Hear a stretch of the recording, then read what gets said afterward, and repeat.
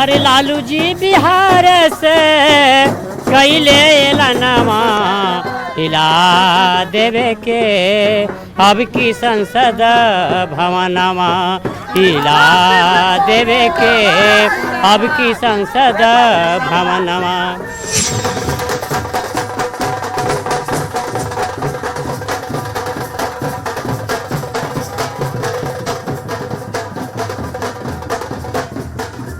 पाटलिपुत्र के संग्राम में एक बार फिर मीसा भारती का मुकाबला बीजेपी के रामकृपाल यादव से है। रामकृपाल यादव कभी लालू यादव के बेहद करीबी हुआ करते थे, लेकिन लालू यादव का साथ छोड़ने के बाद बीजेपी के टिकट पर रामकृपाल यादव पाटलिपुत्र की सीट से चुनाव मैदान में होते हैं। एक बार फिर उनका मुकाबला मीसा भारती से है। पिछले 2 लोकसभा चुनाव में मीसा भारती को पराजय देखना पड़ा है। एक बार फिर वो मैदान में है।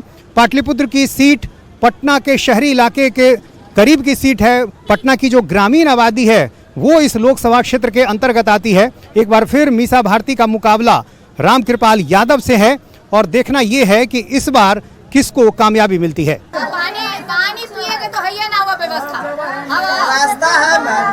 10 साल से मोदी जी हैं और 10 साल से यहाँ के सांसद भी हैं। एक बार यहाँ आए हैं, कोई काम किया आप लोग का? देसी अंदाज में वोट मांग रही लालू की बेटी मीसा भारती के सामने इस बार चुनौती है हार की हैट्रिक रोकने की। इसके लिए उन्हें रोकना होगा चाचा रामकृपाल यादव का विजय रथ, खत्म करना होगा पाटलिपुत्र की धरती पर आरजेडी की जीत का सूखा। पाटलिपुत्र सीट पर लालू एंड फैमिली लगातार 3 चुनाव हार चुकी है। 2009 में रंजन यादव ने लालू प्रसाद यादव को इस सीट पर पहली बार हार का स्वाद चखाया था। 2014 और 2019 में रामकृपाल यादव और मीसा भारती आमने सामने हुए। दोनों मुकाबलों में चाचा रामकृपाल की पॉलिटिक्स और पकड़ लालू एंड फैमिली पर बहुत भारी पड़ी, लेकिन इस बार चुनावी फाइट बेहद टफ है।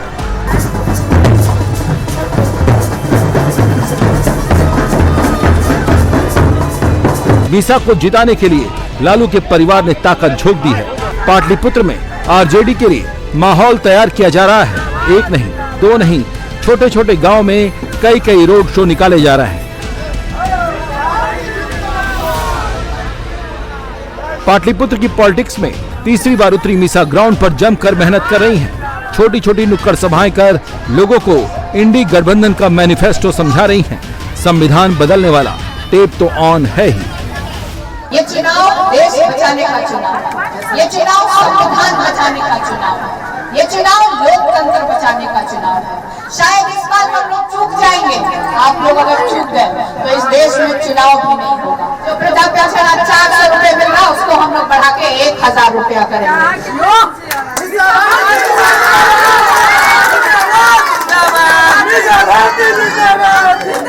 वो अभी क्यों नहीं आ रहा है? क्योंकि नरेंद्र मोदी जी प्रधानमंत्री। हमारा सरकार बनेगी, हमारी सरकार बनेगी तो हम लोग करेंगे। जो गरीब परिवार की जो हमारी महिलाएं हैं उनको रक्षाबंधन पे 1 लाख रुपए की सहायता राशि हमारी सरकार देगी। और जो नरेंद्र मोदी जी कहते हैं कि मैं गरीबों को 5 किलो अनाज देता हूँ, हमारी सरकार बनेगी तो उसको हम लोग बढ़ा के 10 किलो कर। पाटलिपुत्र सीट पर मैदान में मीसा जरूर है, लेकिन साथ दांव पर लालू प्रसाद यादव और तेजस्वी की लगी है। इसीलिए पूरी पॉलिटिकल फैमिली जीत के लिए पसीना बहा रही है। राबड़ी देवी कई दिन से मीसा के चुनाव क्षेत्र में दौरे कर रही हैं। बेटी की पहली जीत श्योर करने के लिए गांव-गांव जाकर वोट मांग रही हैं। उनकी कोशिश लालटेन से बेटी का पॉलिटिकल करियर रोशन करने की है। राबड़ी देवी मीसा भारती के पक्ष में आज से चुनाव अभियान की शुरुआत कर रही हैं। जनसंपर्क पे आप जा रही हैं, क्या कह रही हैं लोगों से? राबड़ी देवी क्या कह रही हैं लोगों से? लोग से हम कुछ नहीं बोल रहे हैं, लोग अपने बोल रहे हैं, अपने जिताएगा लोग। मोदी जी कह रहे हैं कि आप लोग वोट दीजिए, आपको कहने की जरूरत नहीं है, हम लोग वोट दे रहे हैं। अच्छा, मोदी जी कह रहे हैं कि 5 चरण में ही 300 पार हो चुके हैं, सरकार बन रही है। मोदी जी ऐसा कह रहे हैं। मोदी जी तो सब कुछ बोलते हैं, मोदी जी तो सब वादा करता है, बाकी फेल हो जाता है सब में। सारण के चुनाव से फ्री होते ही रोहिणी आचार्य ने भी पाटलिपुत्र में डेरा डाल दिया है। छपरा गोलीकांड पर वो खामोश हैं, लेकिन बहन के लिए वोट मांगते वक्त खुलकर बोल रही हैं। मीसा भारती खुद एक दिन में कई छोटी सभाएं कर रही हैं। और बड़े बड़े रोड शो कर अपना दम भी दिखा रही हैं। लोगों को लुभाने के लिए डांस पार्टी का आयोजन भी हो रहा है। मीसा लोगों के बीच चीनी मिल, गरीबी, बेरोजगारी को मुद्दा बना रही हैं। उन्हें उम्मीद है कि बिहार में तेजस्वी की मेहनत इस बार रंग लाएगी। इतने सांसद यहाँ से लेने के बाद भी बिहार को विशेष राज्य का दर्जा क्यों नहीं दिया गया? बिहार को स्पेशल पैकेज क्यों नहीं दिया गया? और प्रधानमंत्री जी के तो लगता है कि एक कहा जाए कि उनका सपना था कि बिहार की बंद पड़ी चीनी मिलों को खुलवाएं और उसी की चीनी से वो चाय पिएंगे, लेकिन बता नहीं रहे बिहार की जनता को कि आखिर वो चाय कब पिएंगे। प्रधानमंत्री शहजादा कहते हैं, शहजादा शब्द का इस्तेमाल करते हैं। राहुल गांधी को लेकर कहते हैं, अखिलेश यादव को लेकर कहते हैं और तेजस्वी यादव को लेकर कहते हैं। देखिए, अगर मैं प्रधानमंत्री जी के ऊपर, क्योंकि वो भी बड़े हैं, बहुत व्यक्तिगत और पर्सनल कोई टिप्पणी नहीं करना चाहती, लेकिन मैं एक चीज़ प्रधानमंत्री जी को और बिहार की जनता को बताना चाहती हूँ कि अगर बेरोजगार और नौजवानों को जो 5 लाख सरकारी नौकरी दे उसको शहजादे कहा जाए तो ऐसा शहजादा बिहार को बहुत पसंद आ रहा है और उत्साह बहुत है।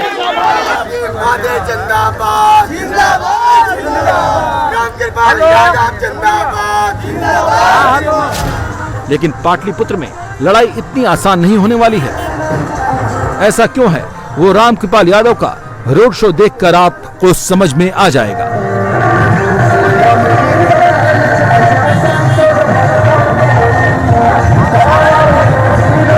पाटलिपुत्र में एक बार फिर लालू परिवार की परीक्षा है।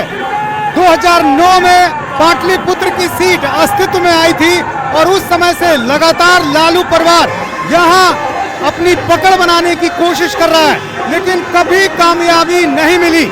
2009 में लालू यादव को रंजन यादव ने शिकस्त दे दी। फिर 2014 और 2019 में लालू यादव की बेटी मीसा भारती यहाँ मैदान में उतरी।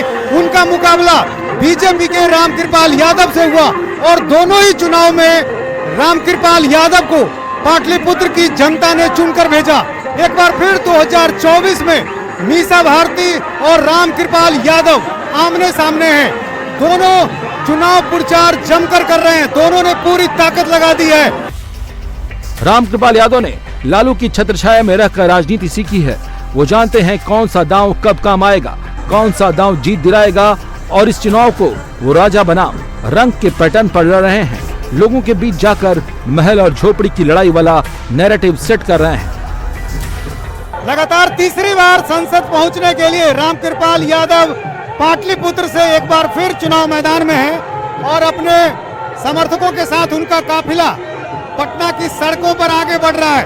रामकृपाल जी, सबसे बड़ा मुद्दा क्या है आपके लिए? विकास, विकास, राष्ट्र निर्माण, राष्ट्र फर्स्ट।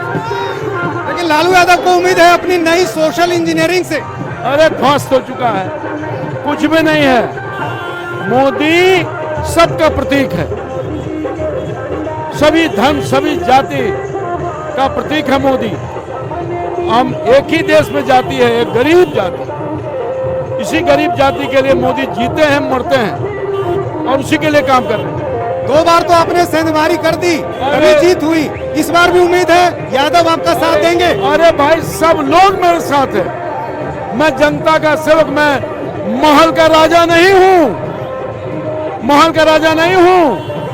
मैंने 40 साल में अरबों खरबों नहीं कमाया है, मैं जनता की प्यार कमाया है। मैं झोपड़ी का बेटा हूँ, लड़ाई महल और झोपड़ी में है, राजा और रंक में है,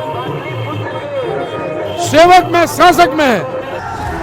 रामकृपाल यादव ने पाटलिपुत्र की पॉलिटिक्स में साइबेरियन पक्षी की एंट्री करा दी है, जिसे लेकर चाचा भतीजी आमने सामने हैं। मीसा भारती को साइबेरियन पक्षी कहते हैं आप? हम नहीं कहते हैं, लोग कहता है। 5 साल में 5 दिन नहीं आने वाला, जनता जो जनता वोट क्या है उसके दर्द और पीड़ा को नहीं बांटने वाला, और 5 साल के बाद सीधे लैंड करने वाला, तो क्या कहता है जनता?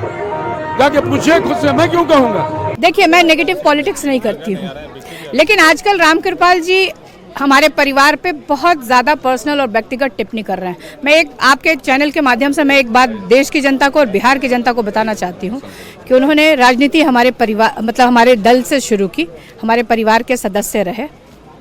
करीब 40-45 साल का उनका राजनीतिक जीवन रहा।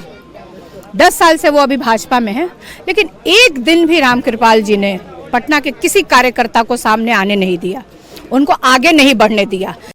टफ फाइट में फंसी सीट निकालने के लिए बीजेपी भी कोई कमी नहीं छोड़ रही है। मोदी ने रोड शो पटना में किया, लेकिन असर पाटलिपुत्र तक पड़ा।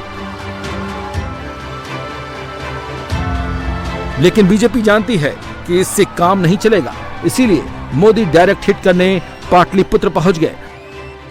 पाटलिपुत्र पर यादव 4 लाख, भूमिहार 3 लाख, ब्राह्मण 1 लाख, कुर्मी 1,70,000, कोयरी 1,70,000 और 1,50,000 मुसलमान वोटर हैं। पाटलिपुत्र में 3 बार लालू एंड फैमिली MY समीकरण के भरोसे मैदान में उतरी, लेकिन एक बार भी ये समीकरण सेट नहीं हो सका।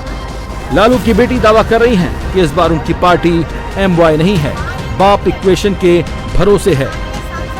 आप लोगों ने एक नया प्रयोग इस बार किया, उसकी बड़ी चर्चा है। MY में कुछ जोड़ने की कोशिश की है, निषाद को जोड़ा, कई जगह कुशवाहा को जोड़ा। इस तरह से जो नया प्रयोग हुआ है, आपको लगता है कि ये काम करेगा इस चुनाव में? देखिए, ये जब मेरे पिताजी 90 में मुख्यमंत्री बने तो सब समाज के सभी वर्गों को उन्होंने जोड़ के रखा, एकजुट करके रखा। बीच में कुछ लोग अपने स्वार्थ की राजनीति करने पे लोगों को तोड़ के अलग कर दिए, और हम लोगों की हमेशा कोशिश रही है कि आजकल हम लोगों ने नारा भी दिया है कि MY के साथ हमारे बाप की भी पार्टी है, तो हम लोग की यही कोशिश रहती है कि सभी लोगों को एक साथ जोड़ करके, और जब सब एक साथ होंगे तभी देश का भी विकास होगा। लेकिन मीसा के बाप इक्वेशन पर भी बड़ा संकट दिख रहा है। 2 बार से बीजेपी यादव वोट में सेंधमारी करने में कामयाब रही है, और इस बार भी ऐसा ही होता दिख रहा है। यादव का बड़ा धड़ा परिवारवाद के खिलाफ मुखर है। माहौल है जास्ती भाजपा का। हाँ, कहा है जो काम करेगा उसी का ना हम लोग नाम लेंगे। कहाँ से लाए घोड़ा? हम दानापुर से आए हैं। घोड़ा लेकर क्यों आए? घोड़ा लेकर खुशी में आए हैं। इस बार क्या पाटलिपुत्र में यादव टूटेंगे? हाँ, मोदी के साथ, मोदी के साथ। लालू यादव तो कहते हैं यादव हमारा वोट बैंक। नहीं, वैसा थोड़ी होता है कि हमारा वोट बैंक है। जो अच्छा काम करे उसी को होगा ना, ज्यादा तो है हम बड़े मोदी को सब। तो पाटलिपुत्र में आपको लगता है यादव वोट बटेगा? हाँ, बटेगा, ज्यादा से बट जाएगा, ज्यादा मोदी में जाएगा। भाई जी सब किधर है पाटलिपुत्र में? है रामकृपाल भैया के पास।